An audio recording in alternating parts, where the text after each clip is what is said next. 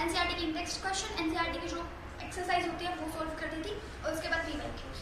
हमने देखा है कि जो फिजिक्स का जो एनसीईआरटी है वो काफ़ी ज़्यादा अजीब सी लैंग्वेज में है। आप उसको कैसे पढ़ सकते हैं? टीचर्स के नोट्स पढ़ने के बाद आपको समझ आएगा कि क्या कंसेप्ट है। फिर आप अगर उसको एनसीईआरटी को एक बार में समझ नहीं आएगी फिजिक्स की एनसीईआरटी, अगर आप उसको 2-3 बार रीड करोगे तो आपको समझ आएगी। मैंने फिजिक्स की एनसीईआरटी 3 से 4 बार पढ़ी।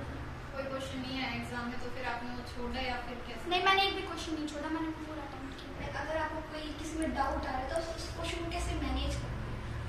अगर आप कुछ पढ़ोगे ना, अगर आपने पढ़ा हुआ है कुछ, अगर आप उस क्वेश्चन को पढ़ोगे तो जरूर कोई ना कोई दिमाग में जरूर आएगा। आपने जो अचीव किया उसके पीछे सबसे ज़्यादा बड़ा रोल किसका है आपके हिसाब से?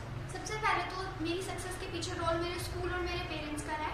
मेरे पेरेंट्स और टीचर्स स्टार्टिंग से बहुत कोऑपरेटिव रहे।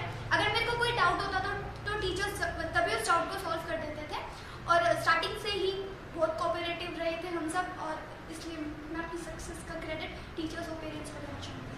सो थैंक यू ऐशा, आपको आपके फ्यूचर के लिए बहुत ज़्यादा कॉन्ग्रेचुलेशन। Thank you.